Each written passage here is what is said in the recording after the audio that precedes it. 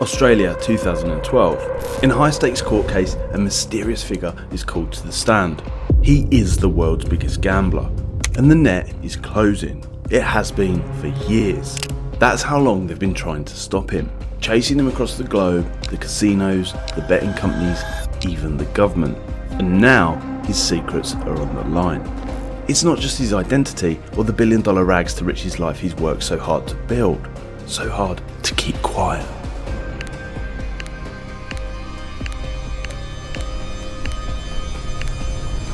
But the incredible system which made it all possible.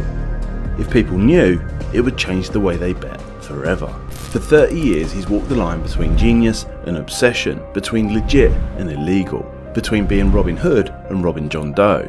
Feared and respected, he secretly controls a huge chunk of world gambling. But now, potentially, he's about to lose it all.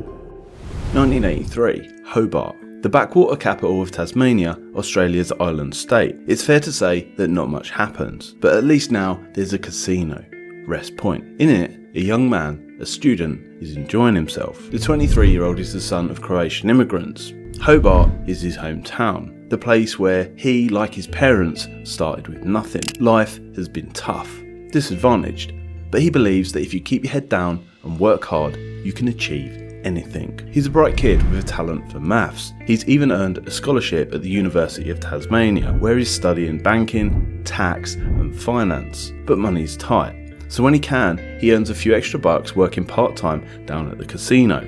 Mainly, he helps out with Keno, a lottery game, but right now he's on his break, earning a few more bucks. He likes to play blackjack and he's good at it, suspiciously good, because this young man's cut his gambling teeth by learning how to count cards.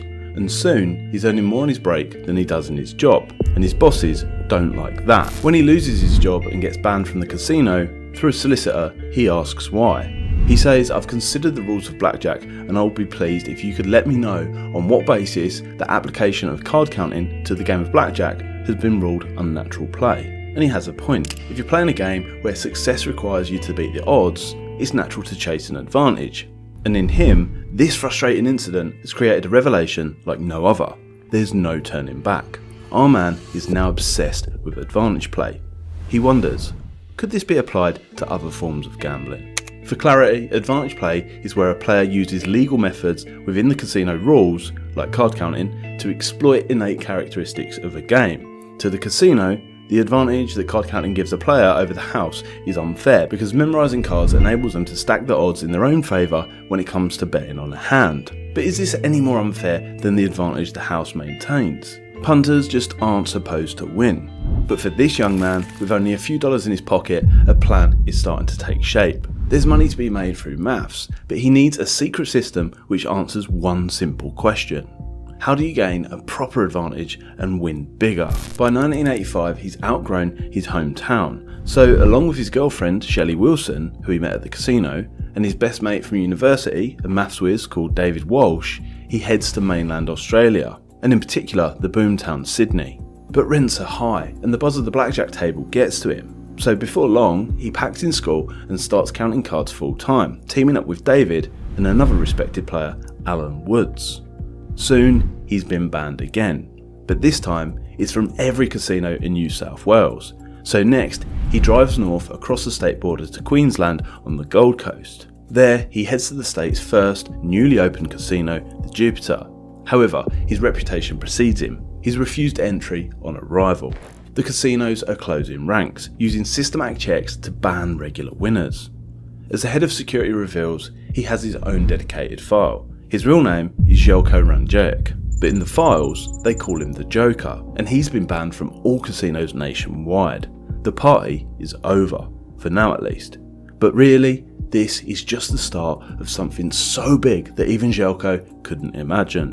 It's time to take his advantage play to a bigger arena, and when it comes to casinos, there's none bigger than Las Vegas.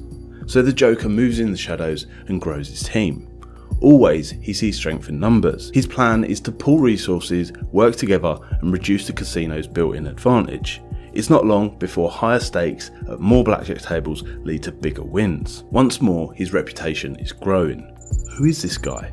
All the time, he continues to learn, looking beyond the blackjack table. First, he looks to poker and then to other casino games and even sports betting. He's developing strategies, analysing potential advantages and fine-tuning his knowledge consistently. He wants to find something bigger, far bigger. And while the Joker's in Sin City, he's preparing himself for the next step, because the casinos of Vegas won't keep losing forever. Sure enough, they fight back. He's under surveillance and starting to face all kinds of problems, such as frequent shuffles to disrupt his counting. So he branches out to Chicago too, a mob town, and he knows it's risky. Getting the winnings home isn't easy either. When it comes to big bags of cash, the customs people treat it like drug money. They naturally assume that he must be some sort of criminal. And then, disaster.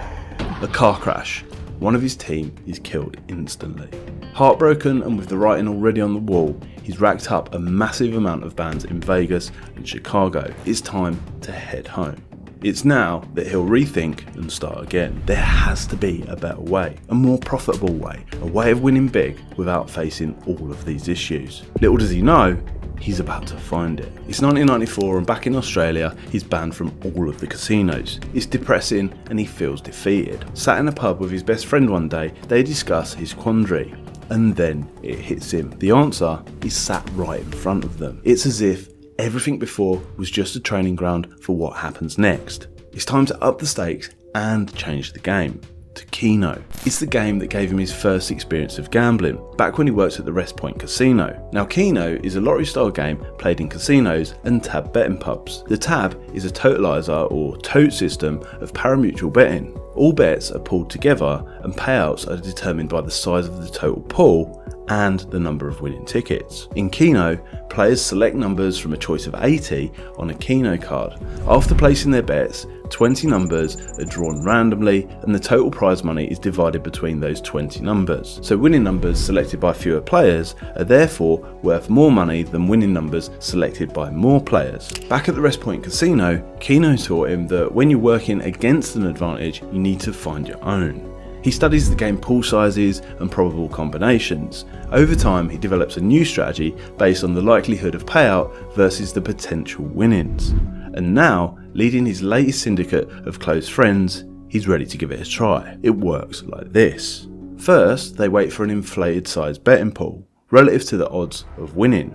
And then, they buy enough tickets to ensure that they own the majority of the payouts. Because they have most of the tickets, it's more likely that they'll win more than anyone else. But the numbers are carefully chosen too. There aren't any complex computer algorithms at the time, so using good old-fashioned analysis, they pick the numbers most likely to come up and least likely to be selected by other players. And then they bet big, really big. Mostly in the tiny Wagon and Horses pub in Hobart. Over 18 months, they bet around $64 million. The result? They win 40 Keno jackpots, pocketing a whole lot more than they staked. Each time, the margins are small, and it doesn't always look like a success. On one record jackpot of $7.5 million, it cost them more than that in their initial stake, all of which was wagered in the North Ryde RSL club in Sydney's suburbs. But it all confirms what the Joker already knows. By spending in the right way, you can control the game and leverage an advantage. But how does he turn that advantage into a profit? A guaranteed profit. That's his secret. And he likes to keep secrets because it helps him maintain control. However, the Lamborghinis, penthouse apartments and celebrity meetups are starting to draw attention. And it's not just journalists that are watching. What happens next brings it all out in the open. Behind the scenes, the Joker, Jelko Ranjerk, changes his name to John Wilson. Wilson being his wife's name. More smoke and mirrors. Because it's time for a fresh start. He's laid the groundwork, he's built up a huge betting bank, and now he's ready to play for real. With a small team of trusted partners and their funds too, he calls them the Bankroll Punters Club. And this time, they'll be chasing the big money. Global horse racing. He privately assembles an elite team of analysts and mathematicians. There are rumours about the extraordinary questionnaires applicants are given to test their skills. He doesn't employ anyone directly, and many of them won't even meet their fellow work colleagues. It's an overseas operation that will run 24/7, acting in a similar way to his Keno operation. So non-disclosure agreements are signed and a code of silence is agreed. A code which, years later, under oath, will be revealed in full. Soon, the money that he and his syndicate are earning is staggering. A book labels him the biggest punter the world has ever seen, and the top racing pundit says he has no challengers. But he remains elusive. So rare are his sightings that even some journalists dub him the Loch Ness Monster. He knows that secrecy is paramount for this to work properly. He's not on any rich list, so no one knows his true net worth. But just from a few of his assets, adjoining clifftop mansions worth $20 million in Mossman, Sydney, a holiday place up the coast in Wimborne, and a place in London's One Hyde Park where apartments go from upwards of $90 million, his rapidly growing wealth is clear. Meanwhile, his right-hand man David Walsh is doing okay too. Back in Hobart, he built a $70 million museum to house $100 million worth of art. It's drawing serious attention to the tab, and the Australian taxman is watching. Many on the outside are wondering, where is all this money coming from? His team of 300 analyse racing through computer, video and mathematical analysis to find the right bets. Then, once again, they wait until racing pools reach a specific size, and then, as before, the syndicate wagers massive amounts of money and wins big. It's a trick they've repeated many times before with Keno, and now they've adapted it to betting exchanges and prize pools everywhere. And it's not just in Australia either. If the right bet is in Japan, France, the UK, Hong Kong or Russia, so be it. The numbers are mind-boggling. And that's before you find out the real secret to his success. It's 2008 and Željko Ranđelik, aka John Wilson, is in federal court as he sets out to recover funds owed by a former associate. In order to explain his claim, he must explain the real reason he can't lose. As a big player, Željko brings betting liquidity to the market. Now the betting companies love this. Liquidity refers to the amount of money available in the market for placing bets. High liquidity means that there's a large volume of bets being placed, leading to more competitive odds for punters and bigger profits for the betting company. Plus, it makes those headline-grabbing jackpots even bigger in the news. The Bankroll Punters Club, astonishingly, account for 6 to 8% of all Australian betting on Tabcorp.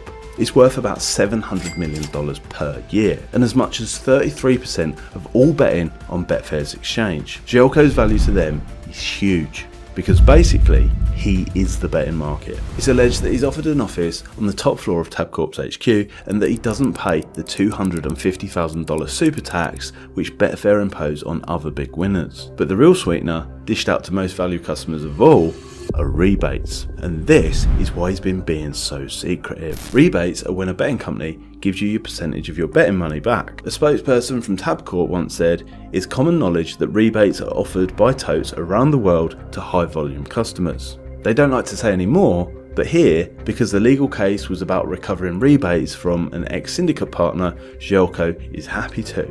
He's getting 10% back. That's a 10% rebate on all of his Tabcorp bets. His system, combined with money back, means a massive margin of guaranteed profit. It's very simple, he tells the magistrate.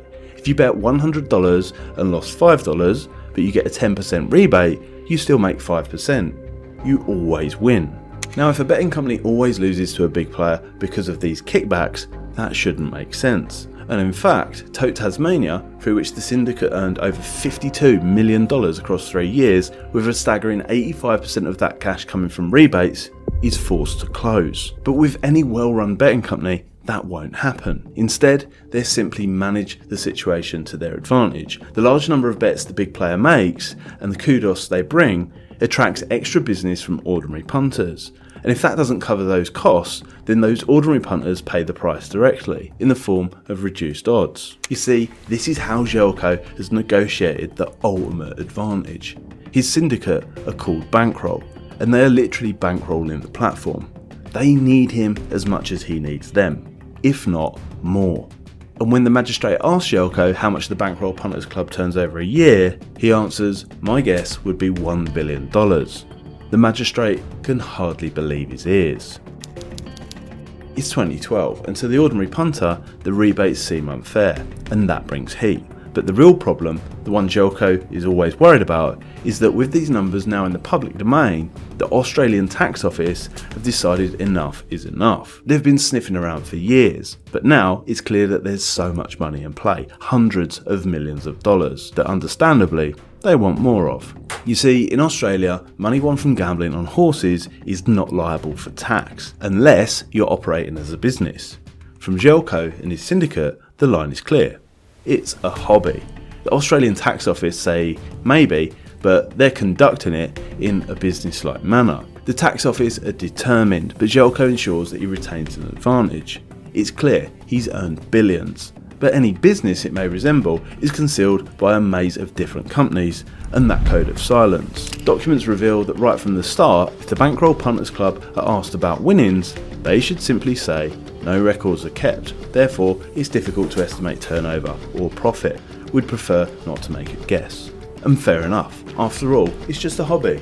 Plus, Jelko knows that if the Australian Tax Office taxes past winnings, they'll have to tax everyone else's. It's a can of worms they're simply never going to open. After a court-ordered mediation session, a confidential settlement is agreed. In 2017, new Australian taxes were levied at bookmakers. Of course, the bookmakers just swallow them up by adjusting the odds in their favour. All the punters pay the price, but amongst those worst affected are big players placing large bets on small margins. So in the same year, Jelko moves to the UK to operate out of the Isle of Man, a tax haven. Today, he's rumoured to live in the UK's most prestigious address, 1 Hyde Park, London, where apartments are now selling for $170 million. He drives a $600,000 Lamborghini, as seen online, and treats his wife and daughter to the best of everything. Despite those who tried to stop him, the kid from Hobart won, and he carries on winning, and his wealth continues to rise. He remains one of the most powerful men in the world of gambling. Thanks for watching, please subscribe.